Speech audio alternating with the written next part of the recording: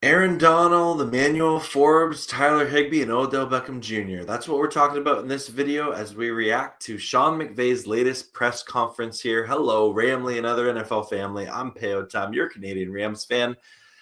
And uh, Sean McVay's press conference was today, and I thought, you know what, this was interesting enough. It's about an 18-minute presser. I link to it is in the description below. I strongly encourage you to go check out the full thing. But I just have a couple of clips I'm going to react to, give my thoughts, my opinion. I of course want to hear yours in the comments below. Feel free to let me know what you think. And if you think I'm totally wrong, let me have it. If you think I'm totally right, sure, you can give me that affirmation. But let's listen. The first one here is him. He's asked by Gary Klein about Odell Beckham Jr. and Aaron Donald. I think there's less than an hour left before Odell Beckham would clear waivers. If he does clear waivers, will you guys pursue him? That's not something that we've talked about yet. The respect that I have for him, but that hasn't been something that we've discussed, Gary. And so again, pause there. When Odell Beckham got released from the Dolphins with a mutual parting of ways, I believe the Vegas odds were that the Rams were the favorite to get him. And so now that he's cleared waivers, he can go to any team he wants. The two rumors I've seen are him going to the Rams or him going to the Ravens. I could see those both happening. The only reason because of the relationship aspect of it. I'm of the mindset though is I don't see a role for him on the Rams. If he wasn't finding a role on the Dolphins, I don't see it on the Rams, right? When we have Cooper Kupp, we have Puka Nacua, Demarcus Robinson is balling out, doing his thing. I like what Tutu Atwell's been doing in his limited capacity. I don't see like a place for Odell for the Rams right now. I could also see this being a thing where Odell is just sitting tight, waiting for a playoff team of some kind that has an opening for him. Maybe that's with the Ravens, maybe it's with the Chiefs. Who knows? The Bills, maybe? I don't know. So it'll be interesting to see where Odell goes, but I don't think it's going to be the Rams personally here. So the next thing he's asked about is Aaron Donald retiring or coming out of retirement. I did a video on this, and then there's been more information coming out by like Jake Ellenbogen talked a lot about this, and Mike Florio talked about this on Pro Football Talk, that logistically it's not going to happen. But I appreciate McVay talking about it here and saying why, kind of relationally it's not going to happen. And have you yet kicked the tires on Aaron Donald returning? And if not, when would you guys do that? Gary, look at that smirk. You see that smirk? That is the smirk that body language. To me, at least, as I read it, that just discredits that tells me no. That's that's a cute question. I see why you're asking it, but here's why. I have a really special relationship with Aaron, and if that was ever, he has done so much, and he put so. And for the record, I totally am putting words in Sean McVay's mouth there by reading his body language, but that's just my own interpretation. So much into everything. I would almost feel disrespectful reaching out to him just based on the principles and knowing him the way that I do.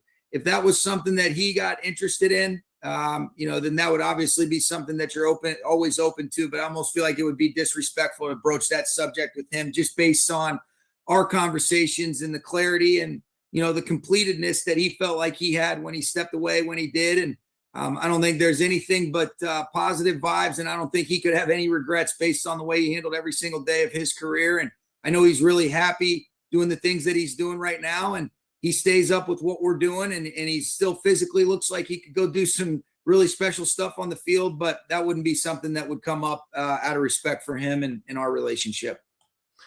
And I think we can leave it there. I think we can leave it there. If you are someone out there that has hope that Aaron Donald is coming back, I personally think that is McVay putting that to rest in the most polite way. He could have just said no. He could have just said no, but he gave Gary Klein an answer there. And I'm glad Gary asked the question. I really am. I'm very thankful for all the Rams reporters, but I think Gary's one of my favorites, and Jordan Rodriguez, Stu Jackson. I think they all do a great job. But I value the question, and I'm thankful I heard McVay talk about it like this, rather than just letting the internet speculate about it for weeks to come.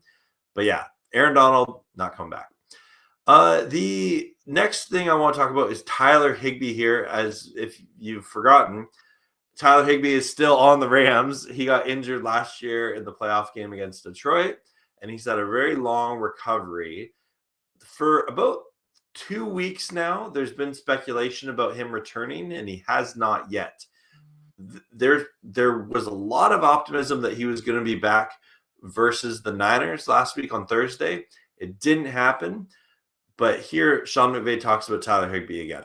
And with Tyler, are you still using this week to determine just how many snaps he's ready for? Oh yeah, we've got to get the plan together, figure out what that looks like, what's the best way to utilize that group as a whole. Obviously, it's exciting to have the opportunity to get him back and what he means to our football team and what he can provide from a production, but also just the presence of being out there. But those are things that we'll definitely have to discuss and be smart about. What does it look like in terms of a target snap count and how is he continuing to progress, with his workloads and things of that nature. Are you guys all 5 drafted rookies? So again, appreciate him talking about Tyler Higbee. So it sounds like he's going to play versus the Jets. Couple of concerns to it. And by concerns, I mean just questions, I should really say, is what would his work capacity be? Because I do think that Hunter Long, Colby Parkinson's, Davis Allen, in their limited capacity have done well this year. They haven't put up, amazing, 3 tight end or 3 touchdown performances like we've seen Tyler Higbee do in the past. But I don't particularly know. And so then that brings the question is, Tyler Higbee coming off of his injury, what is his role with this offense? In Higbee's prime, which he still might be in, we're not sure. We have to see. He is a top 5 tight end in the NFL. He maybe wasn't used the same way of a George Kittle or like a Rob Gronkowski or a Travis Kelce, but he definitely had made some really big catches for the Rams. He's had some games where he just went off and he got like 3 touchdowns in one game. So it'll be interesting to see what Tyler Higbee looks like in this Rams offense. And I think if we have a productive Tyler Higbee going late in the year, secure the division, and then in the playoffs, that just makes the Rams that much more dangerous. So this is a story that's with the Rams that's probably not getting enough attention. So listen to your Rams content creators. They're the only ones talking about Big Rig Tyler Hig. And I'm excited to see what happens with Tyler Higbee. All right, the final clip I want to react to here is about Emmanuel Forbes Jr. So he was released by Washington. If you look into it, he was regulated to like the 6th string. Like he was deep on the Washington Commanders depth chart. So they cut him, but he's a former 1st-round pick that the Rams put a waiver claim in for, and they got him off waivers. There was speculation that he would maybe actually see some playing time. It sounded last game, but Ahkello Witherspoon got substantially more playing time, which McVay talks about in the press conference. But listen to, or in the clip I'm about to say, but listen to what he says about Emmanuel Forbes, because I think that this is a player that we do need to watch. The Rams, they said that they did their due diligence and watching him in the draft. And he's still a young player. The Rams technically have him under contract with a 5th-year option. His development to the Rams secondary, I think, is important, because if they really did find a player that they can develop into a high quality, starting cornerback, this could be one of the most savvy moves ever by Leslie. To ask you about Emmanuel Forbes. Obviously, you've been pretty clear that you guys aren't going to rush him, but how did you balance potentially wanting to get him out there last week versus the health situation at corner and maybe turning to Akello instead in order to stick with that plan for him? Yeah, I think Akello has done a great job for our team each of the last couple of years. I thought he played great the other night. He's kind of answered the bell, and so it is great to be able to have Emmanuel continuously getting up to speed behind the scenes with Aubrey. But we like the depth that we have at corner. Obviously, Jacoby Durant's had a good year. Darius Williams, we know what he's capable of. But I thought both Darius and Akello played as well from the corner position as we've had the other night. Slowing down a really good offense that can beat you in a variety of ways. I thought really our secondary as a whole was as sticky in coverage, had as many pass breakups, and then obviously Darius's interception was a turning point in the game. And then offensively, those guys were able to convert that into a field goal and kind of run the rest of the game out with 20 seconds left there. And then just as a quick follow-up, what does that plan for Emmanuel look like? I mean, ideally, would you like to build him up to a point where he can contribute to that depth, or how do you look at that right now? I think you just get him up to speed as quickly as possible. And I think we've been fortunately relatively, healthy with the exception of Jacoby being out last week. The goal is for him to just continuously improve, continuously get up to speed. And if his number is called, then he'll be ready to go. But like what we've seen from that group of guys that we've kind of talked about. And I do like the way that Emmanuel goes about his business. It's challenging too, because even last week, you have the Buffalo week of preparation, but then really you're not practicing as it leads into that Thursday game. So there was some limited opportunities to continuously get the physical evaluation, if you will, that you're normally accustomed to when you have your, normal allotted time of preparation, not leading into a Thursday game.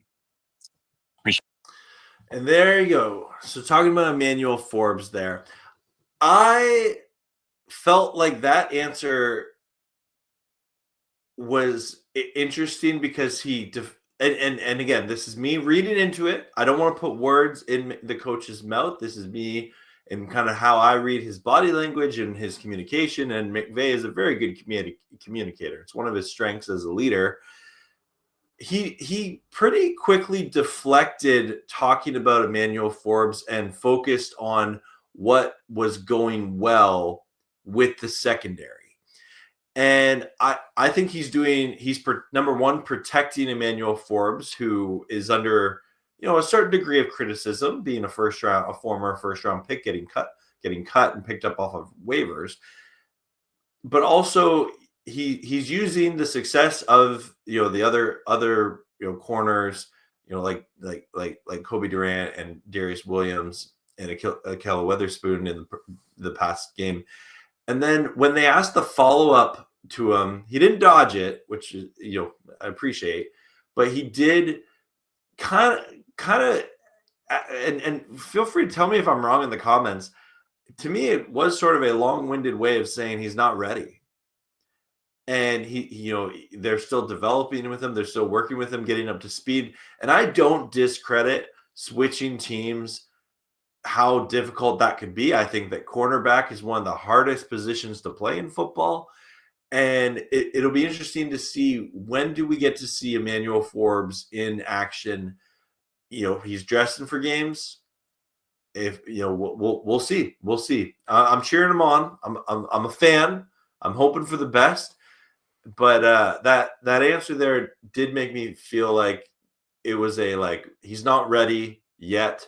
We're still working with him to evaluate, kind of where he is.